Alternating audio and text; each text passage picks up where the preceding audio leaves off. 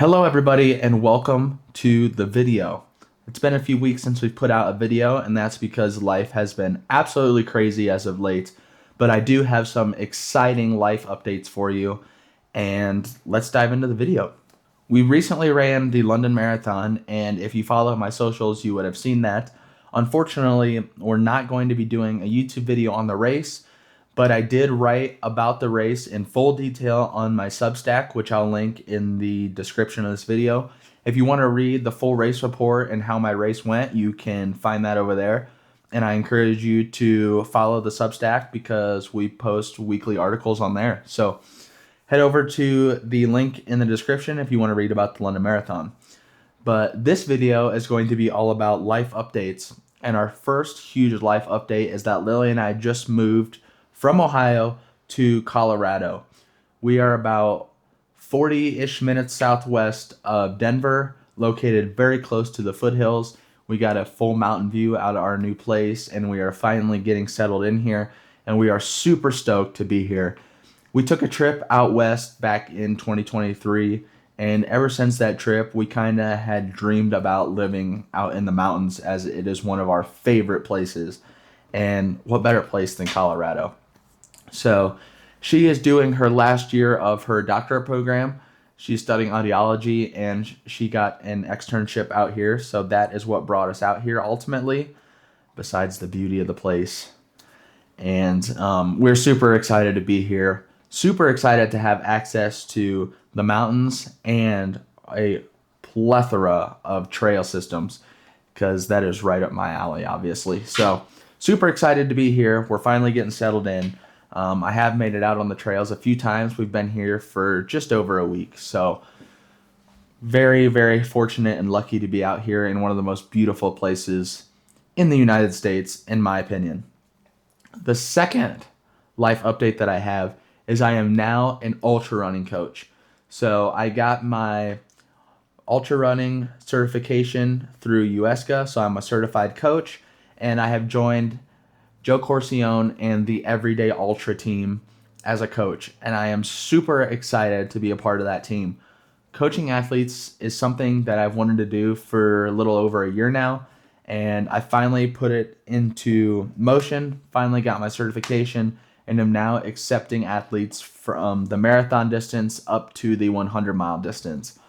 I am a huge proponent and I'm a huge advocate for the Everyday Ultra team.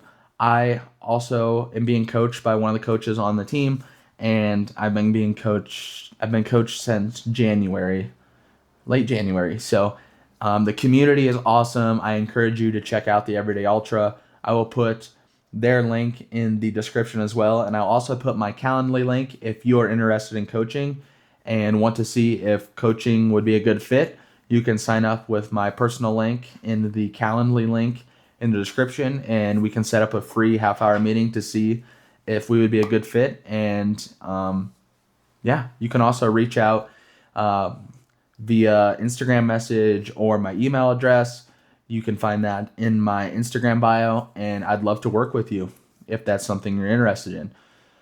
So we're about to head out on the trails. It's about 9 a.m. here. We have about an hour hilly run on the schedule today, and we are going to head over to Roxborough Park and hit Carpenter Peak Trail. It's one of my favorite trails that I found early on here in our short amount of time that we've been here, but it provides a good amount of vert, and Coach has been incorporating some hillier runs and increasing that vert, because we are now in a place where vert comes very easily.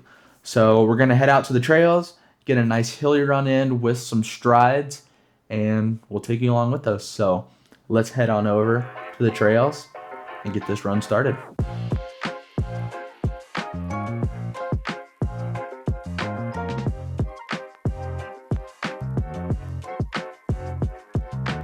Normally you can see the mountains out there, but it's cold and foggy out today. So we actually got some snow this morning.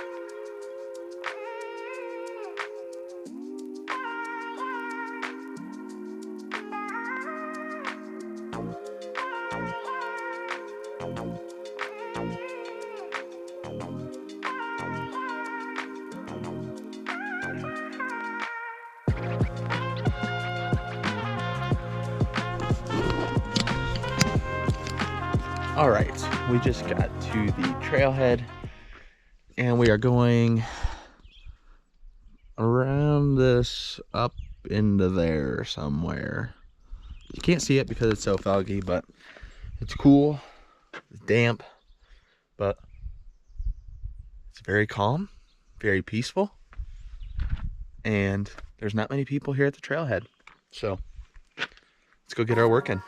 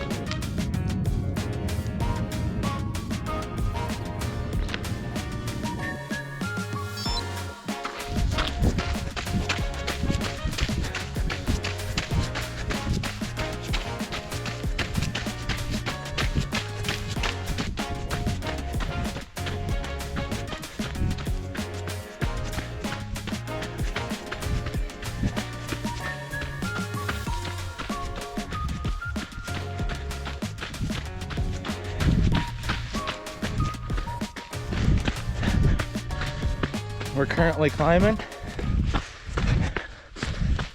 and the goal is to climb but control the effort. So when it feels too hard, we walk for a little bit and then we start climbing again. A little bit of a run, but we are going around and winding up.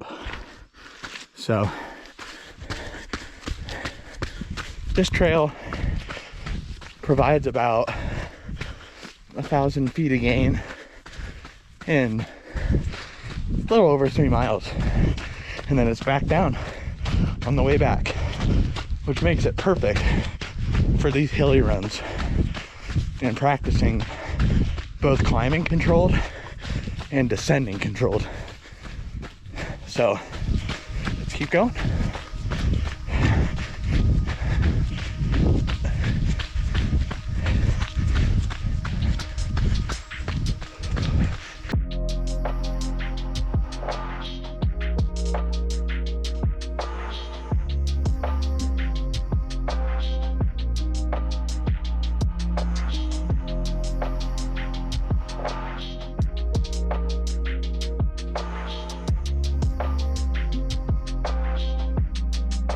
Well, we're getting into some snow.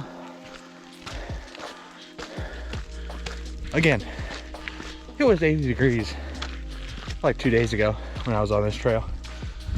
But got some weather systems past 24 hours and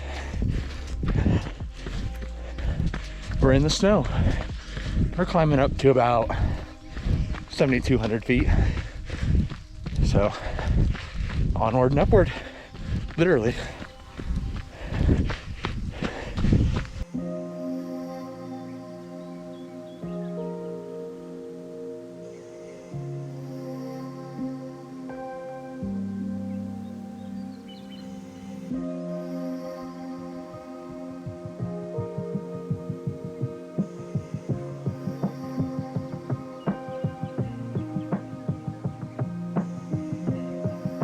So beautiful up here.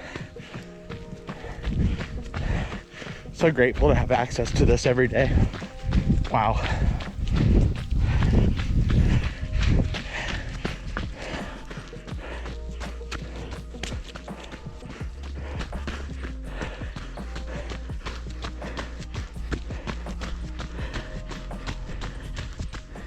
We are up into straight snow now. Wow. What a beautiful run. We're almost to our turnaround point. Went about 30 minutes out. We'll head back down and then do some uphill strides to finish.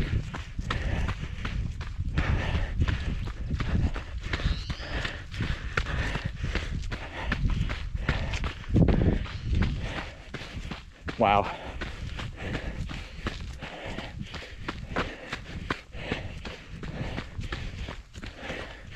Still climbing.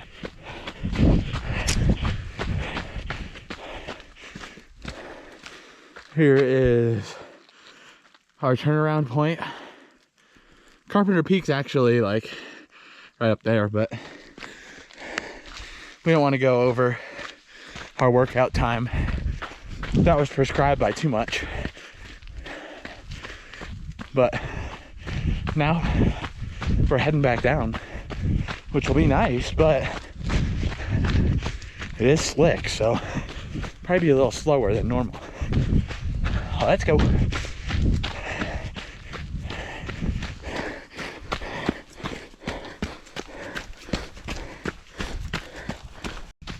All right, we're pretty much all the way down off the climb on this dirt road, and we got 4 times 20-second strides. So I'm gonna do the strides up that hill around this corner here, do some hill strides, and then that'll wrap up the run. I'm not gonna try to film the strides, so you're gonna have to trust that I did them. But I'm gonna do them right on that hill up there. About 3 minutes, and we'll rip the strides. We'll see you when we're done. It was a muddy one out there, but we just got back to the truck. We did 6.57 miles, 1 hour, 8 minutes, 10:28 minute per mile pace average. Heart rate says average was 144. That could be accurate. I don't think my Coros heart rate monitor was connected. So we did 1,150 feet of vert, ascending and descending. So good workout. The goal was to get some hills in and take it pretty easy on the up and downs, and then do some uphill strides at the end, 20-second strides, which we did. Felt really good. It is super peaceful out. We got up to about 7,200 feet. It was snowing. The pine trees had a nice white dusting on them, and it was absolutely beautiful. So we're gonna head back to the house, clean up a little bit because it was muddy, and then get a post-run meal. So let's go fuel back up. All right, guys, we are back from our run, and I just made some lunch to refuel after our run, and I've got quite the spread here. So I've got 2 chicken thighs chunked up, taco seasoned, with a half cup of rice, and I made the rice a cilantro lime rice, and then I topped it with a little bit of hot sauce. And then over here we have some asparagus seasoned with garlic powder, onion powder, and salt. It's just a little bit of asparagus that we had left over from last night's dinner, and I wanted to make sure it did not go to waste. And I don't really get enough greens in throughout the week, so making sure I get some greens in this week. Obviously got our sparkling water. Always got to have that after a run. If you know, you know. And we got our beautiful mountain view, even though the fog's covering it up a little bit. But gonna eat some lunch and then take you guys in and do something a little bit different to end this video. All right, so to end the videos going forward, we're going to do something a little bit different. I'm going to give a gear review of one item, kind of piggybacking off the last video I did, which I'll link up above. Was all about the gear and stuff I'm using for ultra training and things I like to race with. But I'm going to dive in a little bit deeper into certain items at the end of each video. So today we're going to dive into the naked belt, and you saw me use this today on my run, and I use this almost every run, but it is super versatile. There is no like adjustment straps or anything on it. You have to get the proper size when you order it. I'm a size 7, but they do have a size guide on their website, and if you happen to order the wrong size, as long as you keep the tags on it and everything, they will exchange it. But as soon as you find the correct size for you, this thing is awesome. I'm actually preferring this over the full Solomon pack right now, and I can fit everything I need in here easily. Today I just carried it because I wanted to carry my GoPro and my phone in it and some toilet paper in case of emergencies. If you know, you know. But great belt. It's got these little tabs here you can remove. It's on the front, and you can slide your race bib on it if that's something you're interested in. It also has a spot to hook your keys on, so you won't have to worry about losing your keys while you're out there. And all of the pockets are drop-in pockets. So when you have it on your waist, you can just find one of these pull tabs, and that is the middle of the drop-in pocket. So you just pull these out and stuff in whatever you need. Each pocket can fit a 500 milliliter flask, no problem. I usually, on my longer runs, I will use handhelds. So I'll have one in my hand, and then I'll have one in the back of my belt. And then the 2 side pockets, I can stuff all the gels that I could ever want and need on my longer runs right now. And it also does come with spots to store your Trek poles. So these loops here on the back, you can slide your Trek poles through. I've never used that feature as of yet, but I've seen a lot of people use them, and they fit well in there. So can't recommend the naked belt enough. I know there's a lot of belts on the market, but a lot of them will have excess bouncing when you put stuff in it, and they just don't fit the way that you would like them to. I have no complaints with this, and there's no bounce at all if you get the correct size.